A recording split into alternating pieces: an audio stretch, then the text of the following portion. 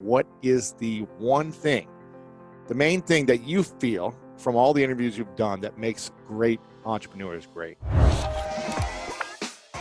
There's a bunch of answers to that question, and some of them are predictable, like resilience or a strong sense of optimism, the ability to get back up when you get knocked down. And those are all true. Like, you have to have that. But the one thing, because not every person I've interviewed has gone to college or is educated. They're not all book smart. They're not all charismatic. They're not, they're different. They're like us, right?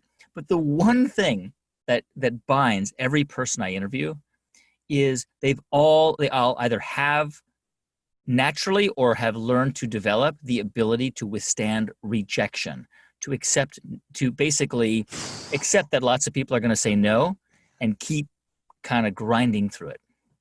It's one of the hardest things is to deal with rejection, deal with people judging you, deal with people saying that, like, this is bad, this is horrible, this isn't going to work. It's because you want that confirmation. We want confirmation when we're doing something of like, yes, you're amazing, go do it. But when everyone's saying no, and you can go through it, because at some point, great entrepreneurs are going to get people to say no. Yes. And you got to learn how to get through it. I interviewed this guy, Topio Otana, a couple weeks ago, and he founded this company called Calendly. Have you ever used Calendly? It's a really great. I mean, everyone for podcast interviews, it's like all we do is schedule Calendlies. Yeah. So he started this, I don't know, like 6 or 7 years ago. And his first job while he was a college student was selling ADT home monitoring services door to door, right? So he's in Athens, Georgia, and he's this kid who's from Nigeria. He came to the U.S. when he was 16, and he's going door to door in Athens, Georgia, selling, knocking on doors, trying to sell people home monitoring systems. And I said to him, Tope, I said, didn't you ever get discouraged with all those doors slamming in your face? Didn't you get tired of hearing people saying, like, no soliciting? And he said, no, because I knew that there was a hit rate. And, eventually one of those doors would open and the person would say yes, and I would make a commission on that sale. And that was more money than I ever had in my life. So it was fine. I mean, It's a similar story with Sarah Blakely, who founded Spanx. Like, she sold fax machines door to door. She describes it as torture, but it steeled her when it came time to starting her business. Like, she had to find a textile manufacturer that was willing to make a prototype of these undergarments that no one had ever seen before. And all of these textile plants said no until one finally said yes. But she was ready for that process because she had gone through, like, rejection exposure therapy. Exactly. Yeah. She had a PhD in rejection for, I think it was 6 or 7 years she was doing door to door. Yeah. And do you think it's harder to get successful or to stay successful as entrepreneurs? Is it easier to, like, okay, I made something work, this was a success, or is it easier once you get there to maintain? It's a great question. I mean, I haven't put a lot of thought into it, but here's what I would say. I think getting to a place where you have found some success, it's sort of like finding lift. It's like when an airplane, takes lift, and then you hit cruising altitude at 35,000 feet, and there will be turbulence.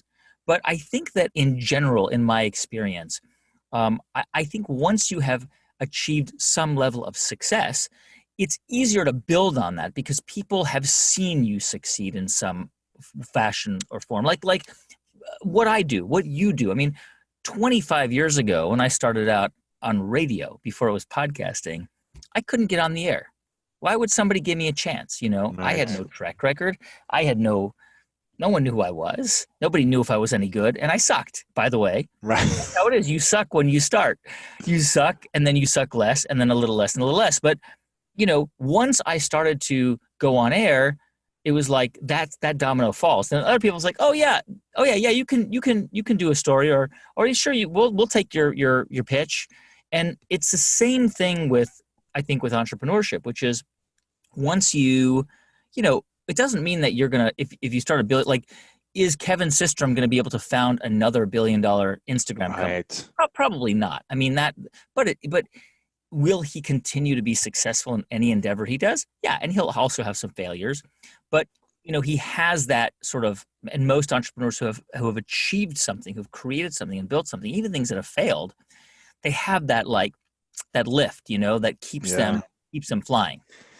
And do you think anyone could be a thriving, successful entrepreneur? I mean, like sustainably making money and having a business with customers. Do you think it's possible for anyone, or some of us just not wired? Because when I was a kid growing up, I was never into baseball cards. I didn't do the lemonade stand thing. I never made any money. I was like an athlete, and I didn't know the concept of here's a value, here's a skill, go sell it, try to get some money. I didn't know that concept until I was 25, and I needed to make money until it was a necessity and there was no other way. And 2008 happened, there was no jobs, and I was like, well, I got to figure out what I'm going to do to survive. Yeah. Is it a thing that people can learn, or is it kind of you either got or you don't? I'm a 1,000% believer that virtually every skill that entrepreneurs have are acquired.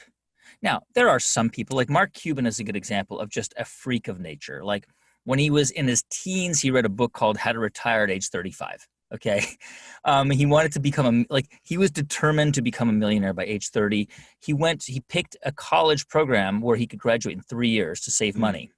He instantly went to Dallas because he thought there were opportunities there. He got a job bartending at night because he knew it would stuff his pockets with tips. And in the daytime, he started selling computer software.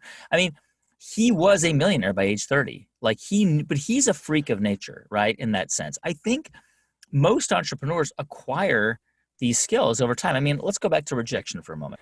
Before we continue this video, make sure to subscribe below and turn on the notification bell right now so you don't miss out on these great videos every single day. So some people are just naturally easier with it, right? Like you remember, you probably knew like that guy in high school who would just ask 100 people out on dates and he wouldn't care if 99 of them said no because he knew that one would eventually say yes, right? Yeah. Now, I was not that kid. You might not have been that I was not that kid. I was terrified of girls. I was terrified, right? I was terrified of people saying like, no.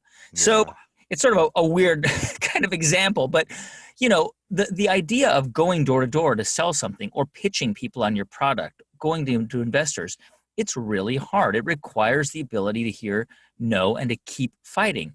And, you know, one of the insights that I learned from the show is just in this weird, it's just like this weird thing that's happened, which is that I've ended up interviewing a significant number of Mormon entrepreneurs. Okay. Now, Mormons are a tiny percentage of the American population, like 2%. Okay. And they have a pretty significantly high rate of entrepreneurship in their community, in their culture, and also business success. So what is it that they're doing differently? Well, they're doing something very different than pretty much every other population in America. They're like door-to-door salesmen. They send their 18-year-olds to a country around the world, and they say, go live somewhere for 2 years and get as many converts as you can. You're going to have to knock on 1,000 doors to get 5-10 people to accept the Book of Mormon. And you have to learn the new language and speak a different language out of your comfort zone. Perfectly. And you've got to pay your own way. And by the way, you have to be polite and gracious and friendly. You can't be like, why are you slamming the door in my face? Like, you are a Mormon missionary. You're representing the church. Like, you've got to be really polite and friendly and kind. So those kids go abroad for 2 years. They come back to the U.S., Utah, or wherever. They start college. They are way more equipped than your average 21-year-old to start their lives and also to start a business. And it's a story that I've heard from David Neeleman, the founder of JetBlue. It's a story, you know, I've heard from Joel Clark, the founder of Kodiak Cakes, the protein powder pancakes. He got back from his mission in Australia and he started this company, this business. He had no fear of going door to door to sell pancake mix. And so I'm not suggesting that everybody become a Mormon. I'm saying that what I'm saying is that it's a really interesting kind of case study. You know, I don't think the church deliberately, setting its young people up to be entrepreneurs, but it's setting them up to be independent. And so that's a learned skill. I mean, Mormons are not more preternaturally more gifted in rejection, of the ability to withstand rejection. They just had 2 years of it. So they're better at it. And I think all of us can kind of replicate that in a sense. Yeah, I don't know if you've read the book Influence by Cialdini, or if you've studied any of his work, but it's essentially how to influence people. And a lot of people use it in business and marketing for like their sales pages and things like that. And a lot of sites like Amazon use the strategies. One might be social proof. One is likability, testimonials, all that different type of stuff. And I have a lot of Mormon friends as well who are in the entrepreneurial world, and they just all seem to be successful. I'm like, I don't know, this is amazing. But it's like they all kind of follow these principles where, like you just said, it's like they're all very kind. And people want to do business with kind people. Right. They listen well. So you always feel like you're the most interesting person in the room when they're just asking questions and listening. Yeah. They are, they usually come with a gift. Like they'll give you, even if it's a book, it's like they're giving you a gift where you want to reciprocate, the law of reciprocity. And it's like they're following these natural ways of like building connection and building anticipation and desire that just translates into their life in business in a beautiful way. So yeah, I agree. And I think if everyone went door to door for a month, you would probably gain a lot of wisdom. But imagine having to learn a new language and go door to door for 2 years. Yeah. Without your friends, you don't speak to your friends and family for, I think, 6 months at a time or something like that. Yep. You're out of your comfort zone. Totally. And by the way, when I was a kid, and this is in the 80s, like school fundraisers were going door to door to sell chocolate bars. Now, of course, yes, they don't allow that anymore because of safety reasons, even though on every objective standard, the United States is a much safer country today than it was in the 1980s.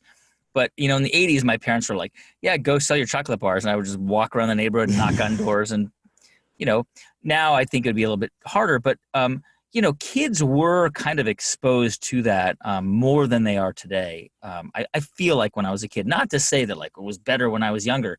It's just to say that these are things that you can do. You can instill in yourself and in the people you know. Why is it so hard for us to learn about how to manage rejection? If that's the main skill, the number one key to success for a lot of these people is the ability to overcome rejection. Why is it so hard for us as humans to deal with that? Well, there's a really famous professor at Harvard named Ron Heifetz. He teaches a course on leadership, and he has this concept where he looks at successful and highly effective leaders, and basically what they do is they're able to kind of step out of their own bodies and stand on a proverbial balcony and look down at themselves in the situation they're in. Like Barack Obama is a really good example of this. He can just remove himself from a situation and just look and assess the whole situation. And it's almost like you've hired an outside consultant to tell you what you're doing wrong. Mm-hmm. Most of us don't do that. It's very hard to do that. It requires a lot of practice and training. I don't do that, And, I think we tend to hope that the product or the idea or the concept that we're talking about will be validated by the people we know or even people we don't know because we believe in it. And I think for most of us, our passion and our belief and our connection and commitment to that can be fairly easily shattered if enough people are like, this sucks or this is stupid. But what I think this kind of rejection / going to the balcony technique does is it enables you to take the long view and to say, no, I mean, here's a great example. Tristan Walker, one of my favorite entrepreneurs I ever interviewed, he started this company called Bevel, okay? Now, here's the thing that most white men don't know. Most white men go and buy a razor. You get the Gillette 5-blade or 6-blade or 8-blade. Mach 3, Mach 7, whatever, yeah. And you like it because it has 5 blades and shaves your skin, and it actually shaves under your skin. Well, if you have, curly hair, and many African-American men do, that's not actually good for your skin. And so shaving is really, as Tristan explained, it's very traumatic, especially when young black men start to shave because you'll break out, you get bumps, razor bumps and scars. And there are no products that have spoken or have really been developed for young black men. And so he set out to build a razor. It's called the Bevel. And he didn't want it to be like this razor that you found at like the bottom of the ethnic aisle. He wanted it to be like an iPhone. He wanted it to be a beautiful razor in like a beautiful box that was right there next to Gillette and whatever else and was as premium. And, he had a lot of people saying there's no market for this or, even though he knew that African Americans spend more on beauty products proportionally than almost any community in America. He really, and what he said to me was, I said, how were you able to keep going when you kept hearing no? When there were people who were saying, this is going nowhere. And he said, I kept going because I knew that if I couldn't make this work, nobody could make this work, and it was never going to see the light of day. But I also knew that it had to see the light of day because because I needed it for me, and I knew a lot of other men needed it for them too. And it's just such an inspiring idea, you know? Yeah, I love this idea of, you know, the great entrepreneurs who find a problem for themselves or for someone close to them that they're like, okay, this doesn't work for me anymore. This doesn't work for this situation, and I need to find a better solution. What if we did this? That's where the idea usually spawns from. If you want to learn more about how to master your mind, check out this next video right here. We're all faced with great opportunities brilliantly disguised as impossible situations, and we are at that point, at that nexus point in our evolution as a species. So then you don't try to fix that. That's never going to work. What you do